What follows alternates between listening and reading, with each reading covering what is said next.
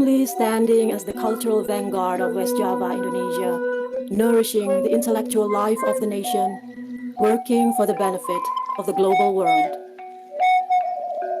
This is Universitas Padjadjaran.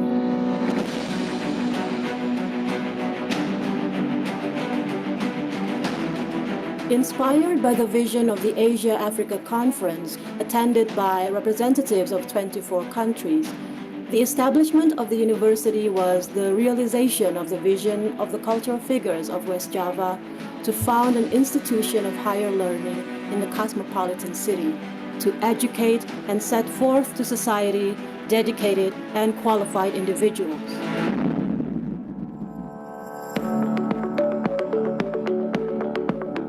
Today, UNPAD has broadened its wings to encompass various disciplines and multidisciplinary academic endeavors through the efforts of 16 faculties and 1 postgraduate school. To achieve its mission to build the capacity to adapt and innovate in the face of the rapid development of science and technology at the international level, UNPAD is determined to become the center of research and innovation for the good of the nation and the world by continuously nourishing research and developing technology to create innovations in various disciplines.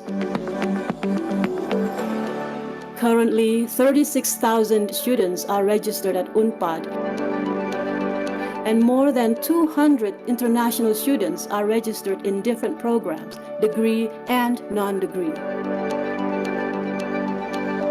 As an effort to constantly improve the quality of education, Universitas Padjadjaran is supported by approximately 2,100 professional faculty members with reputable qualifications.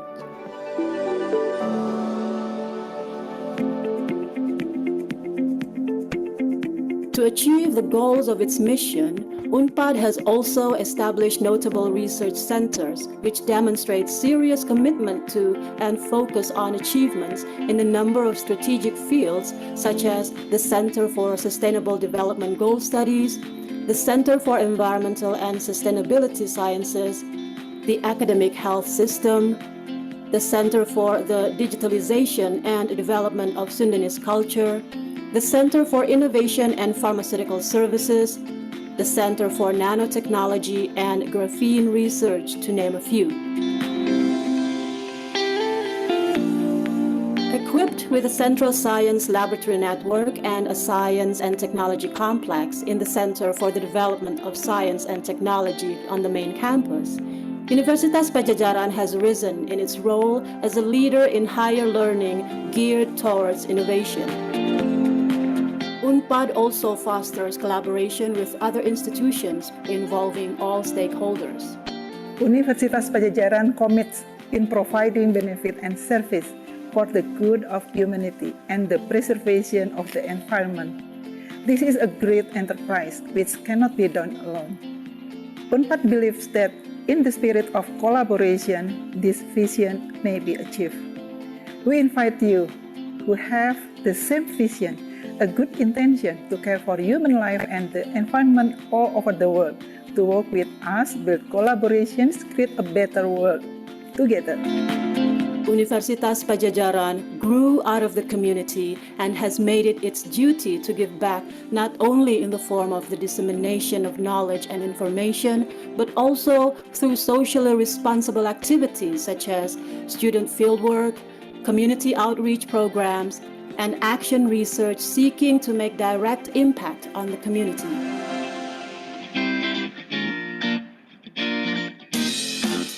With its feet firmly grounded in the local communities and environment, UNPAD is also making great efforts to take steps towards internationalization. It offers special programs for international students to maintain its global network and make its strategic and reputable place on the world map of higher education. As a site for the personal development of young minds and bodies, UNPAD supports a wide variety of student activities.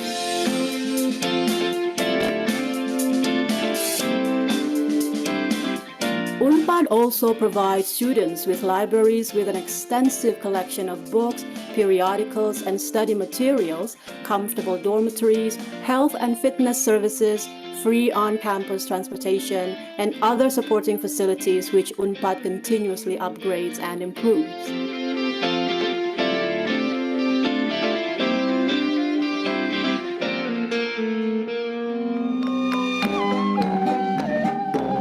While being committed internationally recognized quality research, UNPAD maintains also its dedication in preserving traditional cultures as the compass for all of UNPAD's activities on and off campus.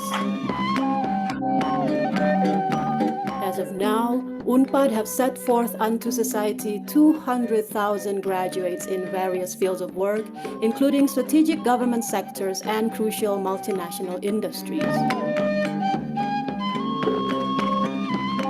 Works for the good of society, bringing innovations and sincere contributions to humanity. Universitas Pajajaran, the pride of West Java, working for the benefit of the global world.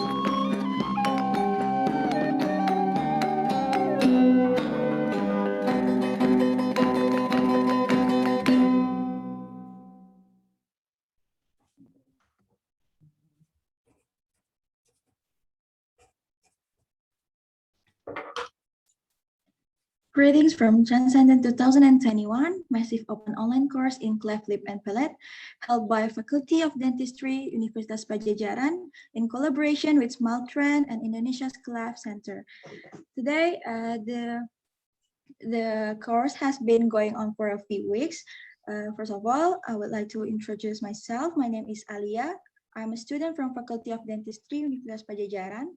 Since we came from different countries, so I think it is appropriate for me to say good morning, good afternoon, and good evening for everyone here. Greetings to Professor Ron Munger, I'm sorry for the mispronounced professor, from Utah State University, United States of America. Hello, Professor. Hello, Elia, and everyone else. I'm really pleased to be here to see the student faces and to hear them and to talk with all of you. Okay, thank you for being here, Professor. Also, we have Dr. Anggun Rafisa, Magister Kesehatan Masyarakat, a lecturer of Faculty of Dentistry in Oral Biology Department. Hello, Doctor. Hello, Alia. Dr. Anggun will be our moderator for today. Thank you so much, Doctor, for being here. Also, I would like to greet all of the participants here. Thank you for the excitement for learning about cleft, lip, and palate, and thank you for attending today's live discussion sessions. So, Professor, today is our third live discussion in the 6th week, which is there is still 2 weeks more for this course. And today's live discussion, we are going to discuss about maternal nutrition and prevention of cleft, lip, and palate with Professor Ron Munger. This live discussion will be separated into 2 sessions, which is the first session. Prof. Munger will answer the question that have been filled out by the participants in the MOOC website. The question will be presented on the screen, so you can just read it. And also in the second session, we will accept more questions from participants. Participants can ask the question directly to the professor or through the chat section. For the participants, don't forget to write down the question with your name and where you are coming from. So, Professor, for your information, the participants already watched your lecture video, and I think everyone cannot make it today, but I'm pretty sure that 500 participants from around the world that have been registered into our course have watched your lecture and will be watch the recorded of this live discussion session. So without any further, I would like to give the spotlight to Dr. Anggun as our moderator and Professor Munger as our speaker. So please, Dr. Anggun and Professor, time is yours. Okay, thank you very much, Alia. for the very good opening. As mentioned before, my name is Anggun Rafisa, and I am the moderator that guides throughout this live discussion. Today we have Professor Munger from Utah. Thank you for coming into today's Zoom meetings, Professor. And I will read the question that's submitted by the participant in MOOC Live Chat. And the chat box in today's Zoom meetings, and so that the question can be answered by Professor Munger. Can I start reading the question, Professor? Yes, and also I've prepared some material to show on screen for some of the questions if they're the same ones that I got in the email. Oh, you also got a question from the emails. Okay. Yes, yes. Dr. Saralita sent several questions. And okay. Do you want to share it now or later after the session, Professor?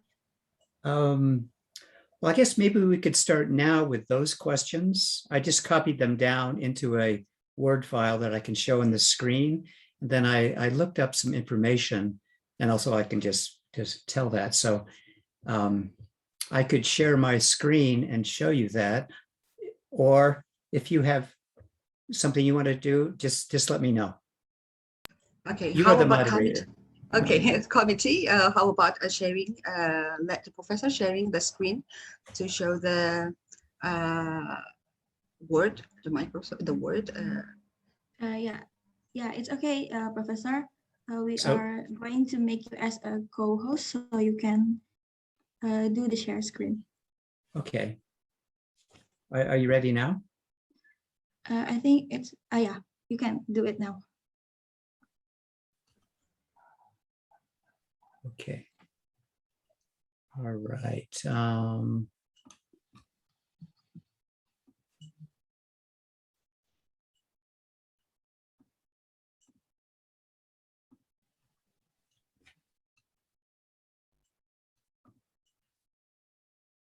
Can you see now?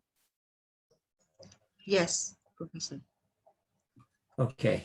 So let me know if I have the correct question. This is the first one. How long before pregnancy should a woman start their multivitamins and proper diet to reduce the risk of cleft lip and palate, to make sure it is not too late in starting the consumption? Is that the correct question? Committee? Yes, that is correct. Okay. I'm sorry, Professor, but I think it's too small. Can you zoom in? Oh, yes. Okay. Thank you, Professor.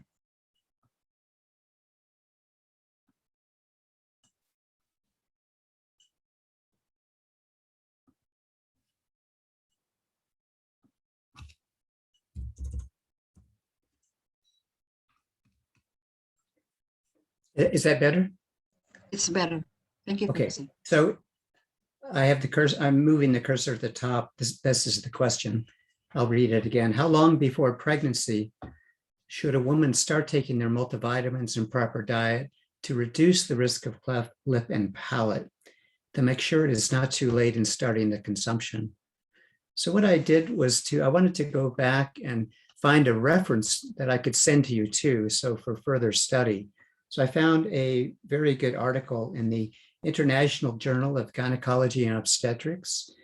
And this is an international collaboration with the group known as FIGO, the International Federation of Gynecology and Obstetrics. And I thought there was a very useful diagram that I want to show here. So there at the top here, the balanced diet, of course, is important for everyone from infancy on to late adulthood. And going across here, we have 4 boxes: preconception, first trimester, second and third trimesters, and breastfeeding. Now, we know that the lip and the palate are formed between 6 and 10 weeks, so in the very first trimester. So the challenge in preventing birth defects is to improve the nutritional status very early in pregnancy, and this really has to start before conception. So in the international recommendations for maternal and child health, really the recommendations start very early with adolescent girls. Okay, so the focus isn't really necessarily talking about pregnancy and becoming pregnant or birth control, but in really healthy diet and exercise of young girls. This is particularly important for urban girls who maybe have low levels of physical activity, but high levels of refined diet, refined food intake, and obesity and diabetes is a problem. And now we know that diabetes of young women around the time of conception increases the risk of birth defects. Now, for more rural women and urban women as well, certain vitamins are in very short supply. And in Indonesia, I looked up some information on this. Iron deficiency and anemia is really the leading concern, with perhaps up to half of women being deficient. So the concept of starting very early in promoting healthy diets among adolescent girls is very, very important. And then as adolescent girls come to the age of marriage, which differs in various cultures, and also the instructions for women who are becoming married varies in different cultures. So really, I would like to learn from you what the appropriate instructions are in terms of lifestyle as women become married and consider planning a family. So, for instance, in China, in promoting folic acid supplementation, part of the study was to basically involve all couples at the time they were getting married for instruction in terms of use of folic acid supplements. So I think culturally, programs that would really address education for couples at the time of marriage would be very important in improving the nutritional status of the mother-to-be. So certainly the goal would be to have the nutrition status of mothers-to-be improved just before the time of conception, so maybe in the month, 2 months, or 3 months before conception. Now, this is a very hard objective to obtain. In my experience, most public health programs really don't even begin until maybe late in the first trimester or the second trimester, when women understand that they're pregnant and then go to a public health center and then receive iron and folate tablets, primarily to prevent the anemia that is much more of a problem in the middle and in later parts of pregnancy. But for birth defects prevention, that's far too late. So again, the challenge is to improve the nutritional status much, much earlier, even before conception, certainly at the time of conception. And this certainly will have a lot of beneficial effects for the healthy pregnancy, not only for birth defect prevention, but in healthy growth and development of the fetus and of the infant. So these are the critical periods, really focusing on preconception. And so these are examples of nutritional issues. Now, in the same article, now I'll send a PDF of this, but of course, there's the next question as well, what kind of recommendations to give in terms of healthy diet, in terms of micronutrients, supplementation. So in this, again, it really depends on the setting and the traditional dietary habits in terms of what recommendations are important. Another question that I received was about, well, here's another graphic from the same article about 3 key nutrients. Okay, so I'll just go to the bottom here if you can follow my cursor. So with iron for pregnant women, the recommendation is 27 milligrams. The prime food sources for iron would be meat, poultry, and fish, but many mothers are vegetarians, so some of this would be limited. But also lentils, beans, yeast extract, tofu, tempeh, and nuts are important. with vitamin B12, this is something that I've studied in South India with colleagues in India at the Smile Train Center there. And it's not the case that the majority of women in India are vegetarians, but the levels of animal food intake is very, very low compared to Western populations. But on the plus side, the good side, the level of vegetable intake is much higher. So the vegetable intake and the folic acid intake is much, much higher than in many Western populations where vegetable intake is very, very low. But the animal food intake, which is a prime source of vitamin B12, is very, very low. So it's like, I mean, I guess one example is that the diet in India is kind of the opposite or the inverse. In America, we have such a high level of meat intake and a low level of vegetable intake. And so folic acid is more of an issue. In India, it's the opposite with very, very low meat and B12 intake, but higher intakes of vegetables and folic acid. So one of the questions was about the levels or the sources of B12 in the US diet. Remember, this is based on US recommendations, and there's a real important need for this kind of survey in Indonesia. So these are the US dietary recommendations, the RDAs for vitamin B12. And for pregnant women, this is 2.6 micrograms. So the question is, well, for American women, how much of what kind of foods have to be consumed to get to this level of 2.6 micrograms? So here in this chart is sort of a rank ordering from foods at the top, a very, very high intake, beef liver.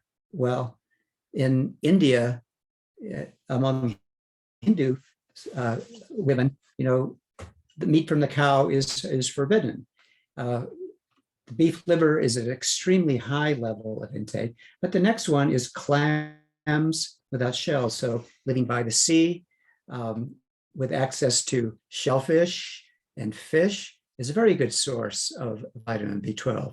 So I'm very interested to hear from the students about your own diet habits and the intake of fish and shellfish, but also nutritional yeast is important too. So nutritional yeast, okay, is a good source, but also dropping down the list, other fermented products, which I think may be popular in your area is tempeh, okay? So vitamin B12 is a fermentation product of the fermentation of soybeans for tempeh, a much lower intake, but there again, what I want to underscore is the importance of looking at local traditional foods as potential sources of B12, folate, and also iron, and not just relying on these Western recommendations. Okay, so let me look at some of the other questions. Okay, here's one. This is not related to diet, but it's a very important risk factor for cleft lip and cleft palate, and that is exposure to smoke. Now, in the lecture, I mentioned the sources of smoke. Well, one is tobacco smoke, but in rural parts of Asia, including Indonesia, exposure to cooking fires in the home or in occupation at a food stand. Those are very important exposures to smoke that really should be avoided by women as they approach conception. So this question is about the fathers. If the father is an active smoker, but does not smoke around the mother, does this affect the risk of cleft lip and cleft palate? Well, this is a very insightful question, I think. So in terms of if the father really is away from the household smoking, well, the mother is not exposed to the father's smoke. Okay, we just have to make sure the father is not bringing the smoke into the house or around the mother when they're outside the house. But a really understudied area is whether toxic exposures like smoke or other chemical exposures may affect sperm and the genetic constitution of the sperm. And there's even studies that I've heard of that about diets of the fathers affecting sperm quality and the genetic constitution of sperm that are half the genes of the child. So I guess in theory, there is some way that the father's genes may be affected by maybe methylation status, by mutation status, that is epigenetic status. But I think that is a very understudied area. And the key issue is what we know very well is reducing the exposure of mothers to smoke, whether it's from burning tobacco or burning plant materials or coal or fuels. Okay, so I think that's something very important to keep in mind in terms of the health education that's given to adolescent girls and women considering pregnancy. Let me go down the list further in terms of question.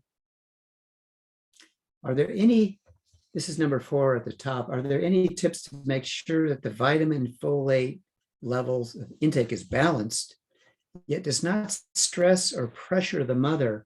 Because in the other lectures, stress is one of the internal factors for cleft lip and cleft palate. Well, this relates to a very important aspect of health education. And it relates to, for instance, the current really critical emergency of getting people vaccinated, to prevent COVID. That is, having health education that's not scaring people, that's not offending people, but it's engaging people in the discussion. Okay.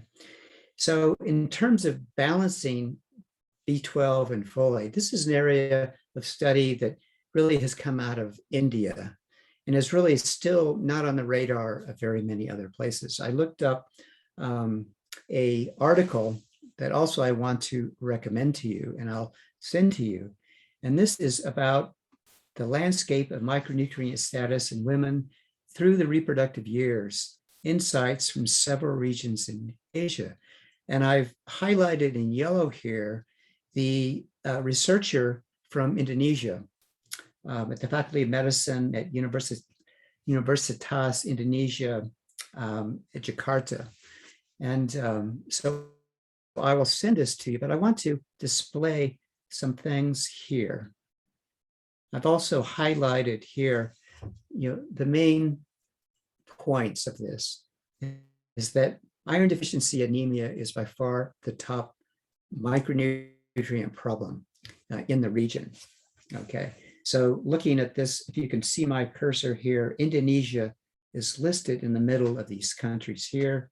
The prevalence of anemia, iron deficiency anemia, is stated here to be 42%, among the highest among all of these countries.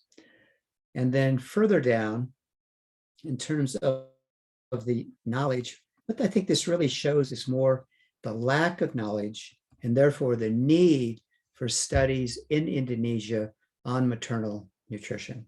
So if you can see my cursor again in the middle, outlining Indonesia, this is looking at the level of iron intake, but there's no information, no survey information available to these authors, and this is a 2020 publication, no information on folate status, no information on B12 status. So it's really hard to answer the question about how to balance B12 and folate in Indonesia if we really don't know the status. So I think going back to the prior recommendations, first of all, encouraging a broadly balanced diet. But this has to be defined locally by what a healthy diet is. But generally, we can talk about reducing the amount of refined sugars, refined grain products, such as refined highly polished rice or refined wheat, and highly processed foods. I think that's a general recommendation around the world that we can make, is it's healthy to reduce those highly processed foods and to encourage whole foods, whole fruits, whole vegetables, whole grains, and adequate sources of protein whether for vegetarians, it may be from beans, fermented bean products, and for others who consume animal products, shellfish, fish, and other animal products, including dairy products. So again, I can only give you these very general recommendations, and I would like you to teach me about local food habits. Let's see, I think that might be all of the questions. Oh, well, this last one is very important. Indonesia consists of different traditions and has lots of culinary diversity in different areas. Is it important to create a study about diet characteristics in each different areas? Well, I'd say yes. I don't know about these. I'm very interested to learn in your area in West Java what the dietary habits are. So I think I should stop talking, and I'd love to hear from students on their comments here. So let me unshare my screen. And I promise to send those PDF articles so everyone in your program can see those. Okay, thank you very much, Professor Munger, for answering those questions. But besides the questions sent by emails, we also have another question here that I will read. Committee, can you share the questions? Okay, in the lecture, it was from Argi Marsiadina, Universitas Pajajaran. In the lecture, it was explained that mother of a child with an orofacial cleft have a recurrence risk that is 35 to 45 times greater than the general population. It says that mothers wants to have other children. If the mother wants to have other children, what changes should be taken in her diet to prevent the recurrence of orofacial cleft? Please, Professor. Well, this is a very, very important question, especially for smile train centers. Can you hear me okay? Yes, Professor. Okay, because the smile train is seeing children with the clefts and the mothers that are bringing those children. And each of those mothers has that higher risk of later children having a cleft. The dietary recommendations would be just the same, and maybe even, I guess, well, I don't know if they should be stressed more, but certainly these mothers, all of these mothers that come to smile train centers should receive this dietary counseling, the kind of topics that I just talked about before, about a whole diet, also taking a multivitamin. Now, in many areas that I studied in the Philippines, it was just too expensive for mothers to buy the multivitamins. Often the only vitamins that were available to them were the ones at the public health center, but this was later in pregnancy. So the recommendations for these mothers should be to avoid smoke exposure, to have a healthy diet that's a low intake of refined products, high intake of fruits and vegetables, whole fruits and vegetables, like I mentioned before, and also getting a multivitamin supplement, I think. But again, that might be outside of the current public health system. And so the recommendation might be for mothers to provide, just either get this on their own. It might be a program also the Smile Train could develop and actually providing packets of multivitamins along with dietary recommendations for cooking also for these mothers. But I think this is a real important target population of high-risk mothers. Professor, what actually made the recurrent risk of this mother higher than the general population? Is it genetical, or is it because the mother tend to sustain the diet or they're not a good, very healthy diet? You know, this is a very good question. We know that there are many genetic factors that lead to a higher risk of cleft lip and cuff polyp. So some of these are very well defined. They're very well-known genetic syndromes. So actually having the child assessed by a medical geneticist as part of the team would be important, because it may be that the genetic basis could be well understood. This is in particular when the child has multiple birth defects, not just an isolated lip or palate that's affected, that may have other defects, other birth defects, the so-called genetic syndromes. So in those cases, the genetic counseling would be very important for further defining the risk to the mothers.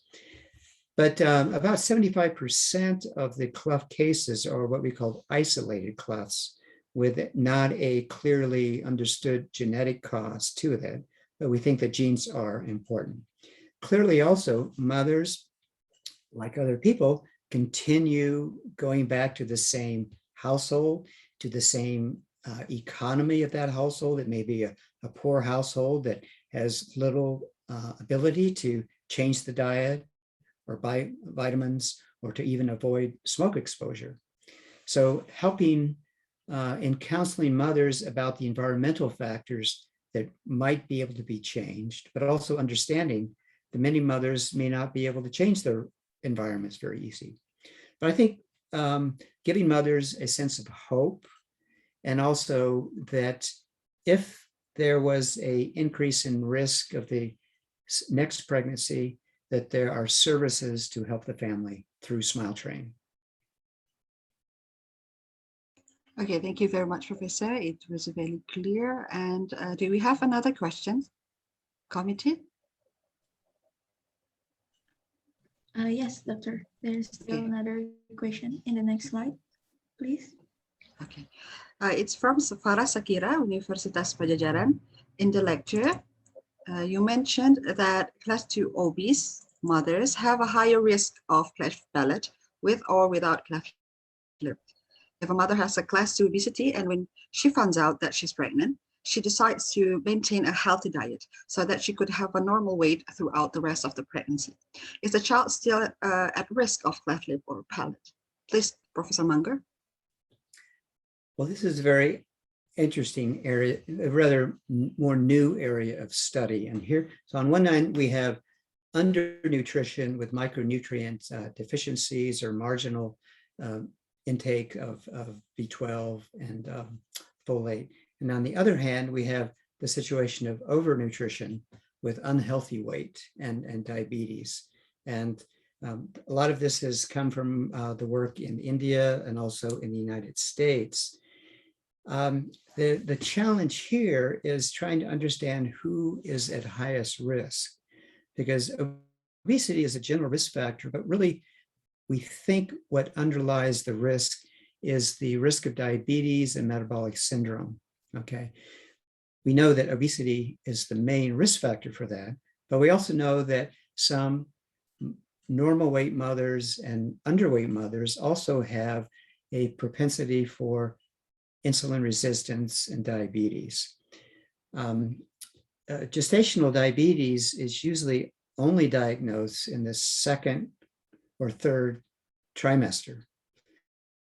We know now that women with gestational diabetes have a higher risk of having a child with a cleft. We also know that mothers that later develop gestational diabetes, so at the very end of pregnancy, or that develop diabetes after the pregnancy, those mothers, that characteristic is higher in mothers of cleft babies versus not.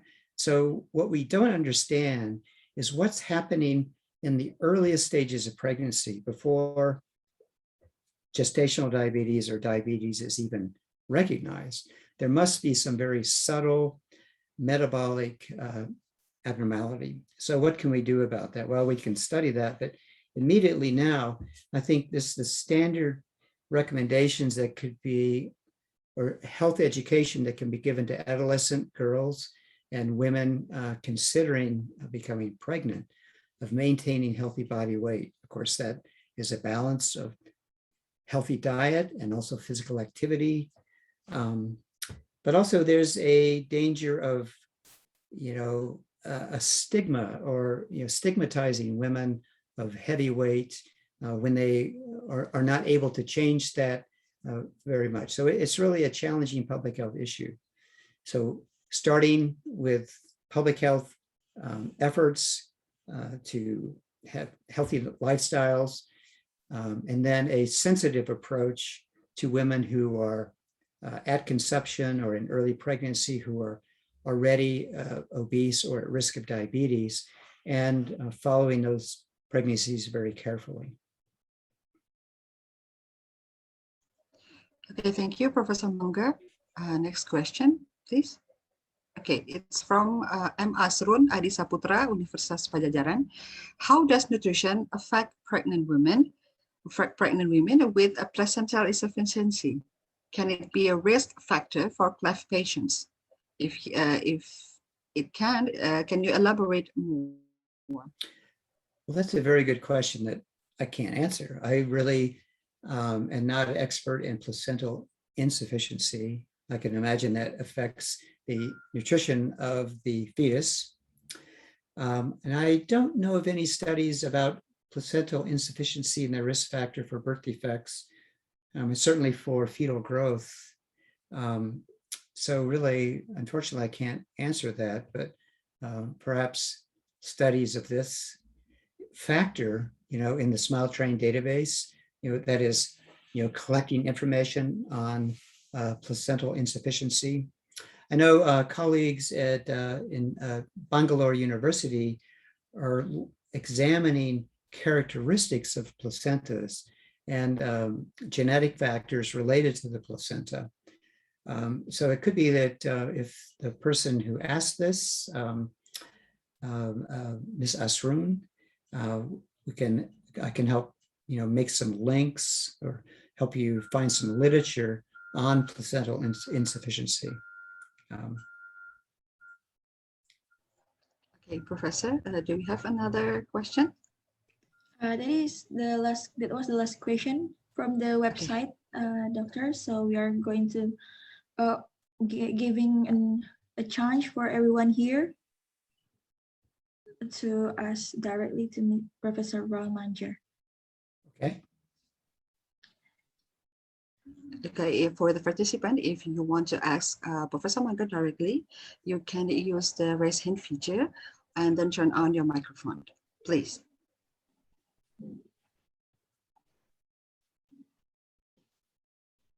There is Josefinda, doctor.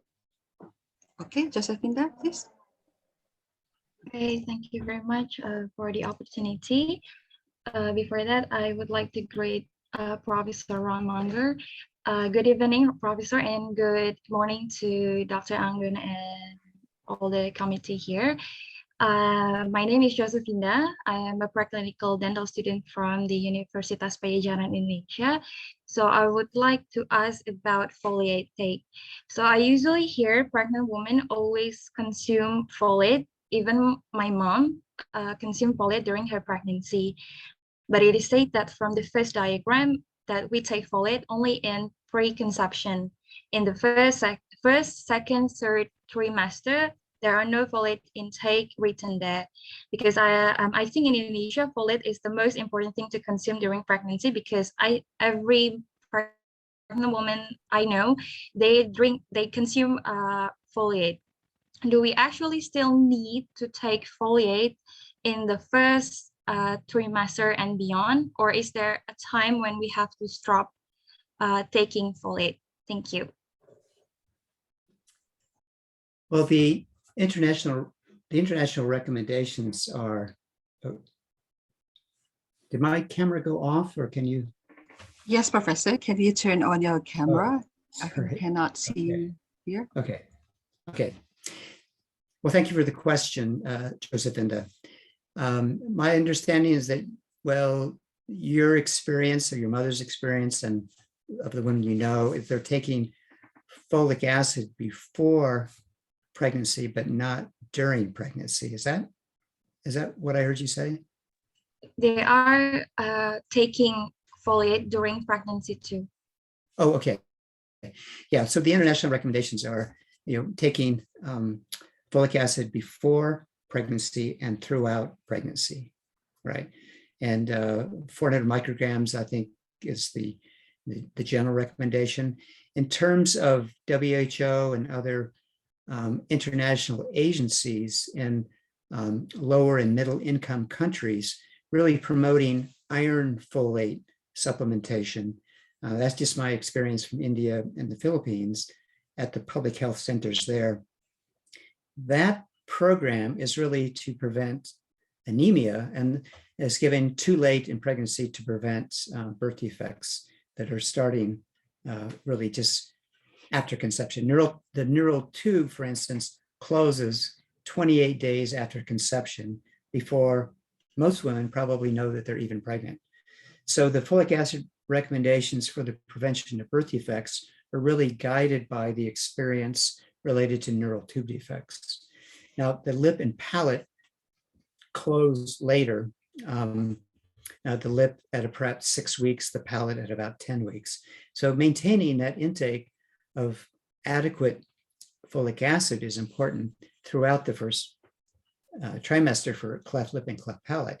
But for the major growth of size of the infant occurs in the second and third trimester. So continuing that healthy nutrition and supplementation throughout pregnancy is important. Now, I mentioned before the lack of information on the lack of data on folic acid levels in Indonesia and many other countries in the region, and also with vitamin B12. So it's really hard to make any recommendations. There's not even programs, related for B12 supplementation. So I think sticking with the standard recommendations of folic acid before conception and throughout pregnancy is important. Now, I guess one question that I like to ask the students is, are there public health programs that provide folic acid or iron folate supplements for women, or do women in West Java have to purchase this on their own? What's your knowledge of the public health programs? I think the pregnant woman provided. I think the pregnant women are provided by the healthcare for the folic acid. Okay, but the health system or the public health centers? Well, actually, the government have this free iron supplement for the pregnant women here, from Professor Munger. But usually, the pregnant woman doesn't want to consume this supplement because they say it tastes very bitter. So that's why, even though the government give free supplement to the pregnant women, but actually they do not consume it because the taste. Right. And this, I think this may relate to the iron. It may be a combination iron folate, and a lot of women complain about not only the taste, but it may cause indigestion or constipation. So again, that is a program that's developed to prevent anemia with, limited success because of the hesitancy for people to take that. But to prevent birth defects, there really has to be a different approach. That approach, well, first of all, has the problem of lack of uptake, but also it starts after cleft lip and palate formation, So really having some program for improved diet and also micronutrient supplementation, perhaps a multivitamin that doesn't have a high level of iron with that bad taste and effect. Also, in terms of addressing the issue of anemia, taking a food-based approach is important too. Now, my complaint with a lot of international nutrition assistance program is that diet is considered to be too difficult and we just have to give pills. Now, I understand the urgency to try to make a quick solution and to get pills into so many people, but really in terms of a long-term sustainable benefit to mothers and children, we really have to focus on food and diet, healthy diet, and also so many economic and agricultural issues about that. I was really pleased to see in the university video that you have a whole program in environmental sustainability. This is where the discussion needs to come together for clinical experts, dentists, and physicians, and other healthcare providers, with nutritionists and environmental scientists and agricultural scientists to really have local sustainable solutions for this. A big challenge for all of you. Okay, thank you very much, Professor Munger. Josephinda, is it clear, or do you have another question for Professor Munger? I think it's very clear, but just to make sure, so we should take folate before pregnancy and during pregnancy. Taking folate before pregnancy to prevent birth defect, and during pregnancy is to keep the baby healthy inside the mother's body. Yes, Josephinda, that's correct. And, okay, thank you very much, I'm Professor. happy for you to spread that message to people. Okay, thank you very much, Professor. Okay, if there's any participant wants to ask another questions or wants to have a comment on the Professor Munger lecture, please.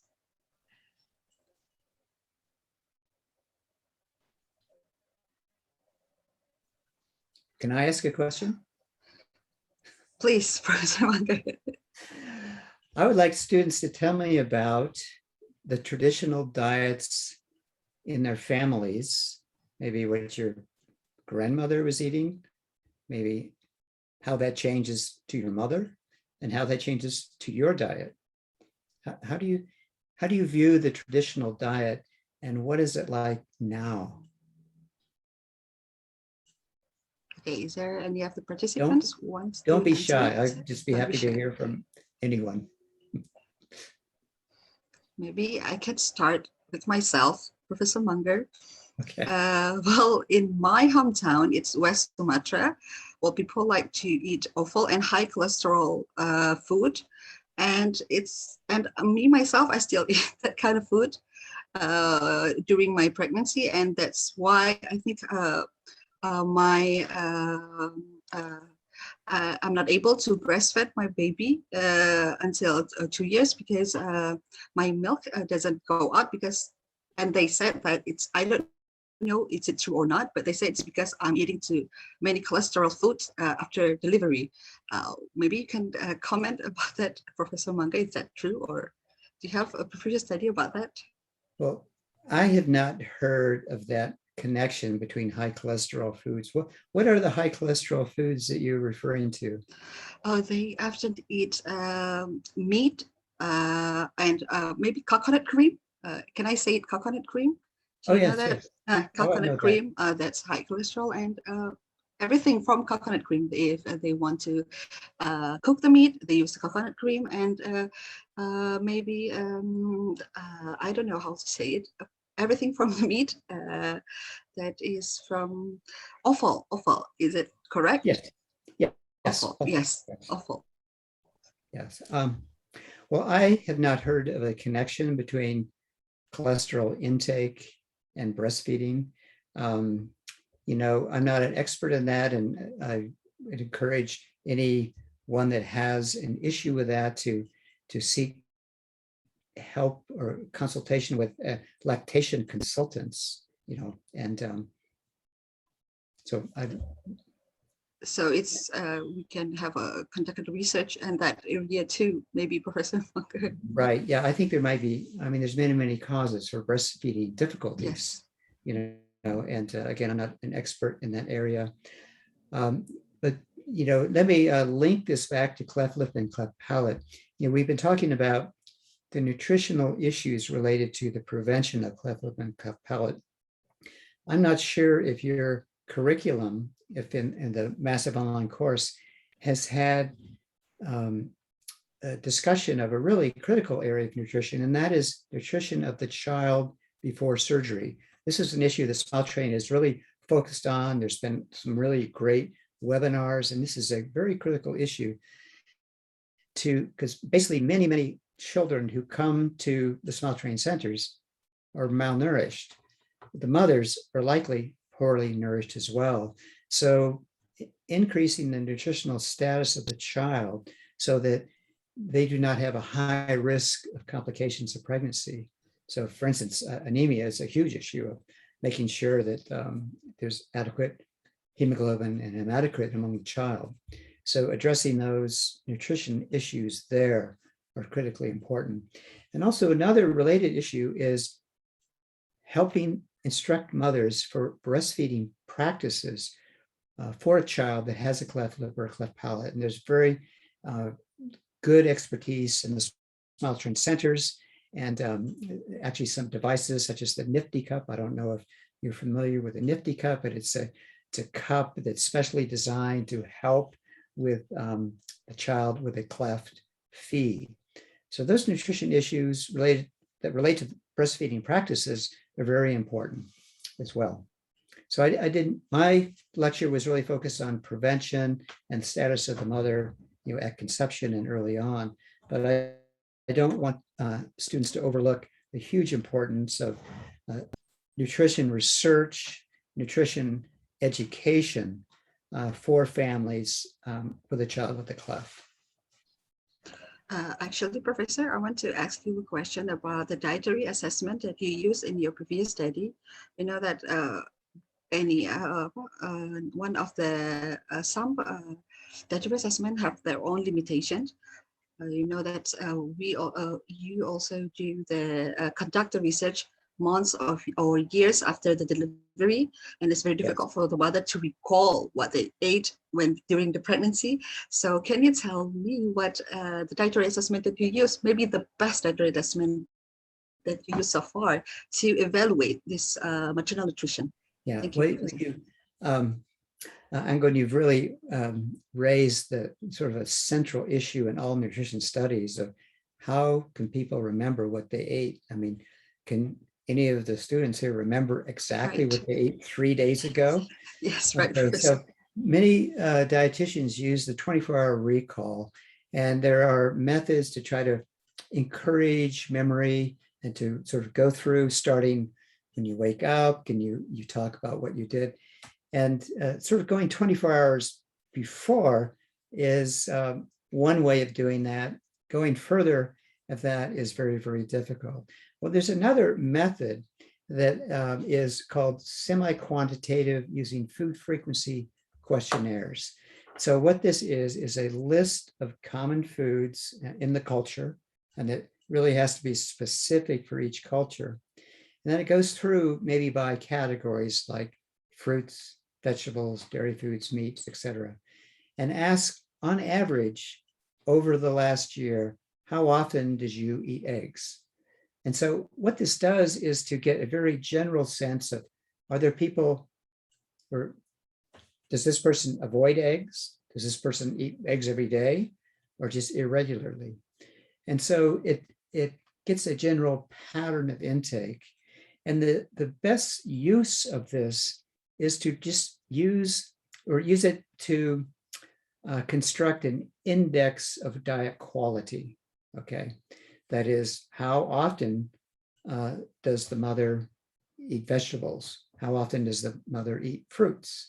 How often does the mother have refined sweets like sodas or sugar sweetened desserts and that kind of thing?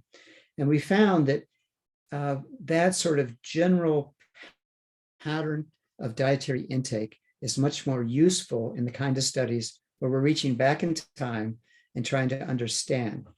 Now, one thing that's useful is that humans are creatures largely of habit, and if you've ever tried to change someone's diet habit, your own or your family members, or if you're, say, a dietitian, it's very, very hard. People tend to keep the same diet. Well, that's good if they're eating healthy foods. It's not so good if they're eating poor foods. That's a challenge for nutrition education going forward. but it's also something useful for epidemiologists to characterize the diets before. So why is it that people tend to have similar diets? Well, one might be based on the household economy. Maybe they can't afford much else except for rice, a few vegetables, maybe very small amounts of fish or chilies or seasoning to do that. Or they might be a wealthy family that has an abundance of food and they continue to eat that. But the fact is, it is a general useful tool as a starting point.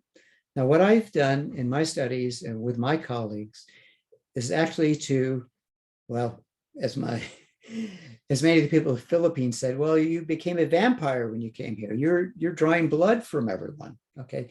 But to draw blood, of course, in an ethical way with consent of mothers and of control mothers, of unaffected, and then look at the constituents of the blood as indicators of nutritional status. And many of these are long-term indicators. So there's a lot of choices of dietary methods. I think in looking far back in time, a food frequency questionnaire with relevant foods for the culture being studied, as well as biochemical studies of nutrient status. Those are more expensive, but these are the kind of studies that perhaps with applications to funding agencies, including Smile Train support, may be able to be done. There are a lot of tools to be used. So food frequency questionnaires along with blood collection will be, yes. Okay, Professor Munger, thank you very much for answering this question. Is there any other participant that want to ask another question to Professor Munger? But I think our time is up, Professor. Do you have anything? Yes, right, Alia? We are going to the close statement from Professor. Yes, Professor, do you have any closing remarks to this today's live discussion, please? Well, yes. Well, I really enjoyed seeing the video presentation about your university, which is very, very impressive. And I'm just really pleased to learn about your university and also to see your faces so far away. In reading the news, I know that it's an especially devastating condition now with the COVID pandemic. So I just encourage all of you to be safe and your family members, your students and colleagues to be safe as we work to get through this global situation. Also, I'm very interested in connecting students at my university with all of you. And we have an interest, many students are interested in international collaborations, cross-cultural collaborations. We've, in the past, before the pandemic, we've had programs where students could actually travel and we could set up exchange programs. But right now, I think the only possibility is doing exactly what we're doing now. And I think I'm just really thrilled to be involved in this course and to see your faces, to hear your voices. I'd like to hear more questions from you. So I would like to propose that we, with Dr. Saralita, that we try to work on ways to connect students at my university with students in Indonesia as a matter of friendship, as a matter of learning together and exchanging information. So that is a kind of a topic that I propose that we continue to have a discussion about. Okay, thank you very much, Professor, for the great closing remarks. And we're very looking forward to your coming to Indonesia and have a real life discussion. Real life. Real life discussion. And also, Professor, I'm really interested in conducting the research in this maternal nutrition. And I will contact you as soon as I finish my proposal. Okay, Professor, thank you very much. And I will return this session to our MC, Alia. Okay, Professor, thank you so much for your answer. Also, we are hoping you are doing great too there. To all the participants, that was the last question, which means we have reached the end of today's live discussion session. It was a great opportunity for all of us hearing the valuable knowledge from Professor Munger in this special occasion. And also thank you for Dr. Anggun for moderating the session. In these hard times of the pandemic, we can still find the bright side, which is this online course. We can learn beyond our classroom, and we can meet Professor Ron here through the live discussion session. I believe this will be an inspiration for all of us to learn more about cleft lip and palate, and more we can implement it when we are finish our study. We can implement it and save more smile in the future. For all the participants, please don't forget to join next live discussion session. It is in 4 p.m. West Indonesia time or 10 a.m. West Africa time. Before we end today's session, we can take a picture. So for all the participants, please turn on the camera. I would like to ask help from the committee. I will count I will count, and the committee will take the screenshot. Okay, so everyone ready? Please turn on your camera. I want to counting. 1, 2, cheese. Once again, 1, 2, cheese. Okay. Thank you again for everyone here because you made your time to joining us in today's live discussion session. See you online and stay healthy. Okay, bye-bye, everyone. Thank you, Professor. Thank you, Doctor. Thank you, Prof.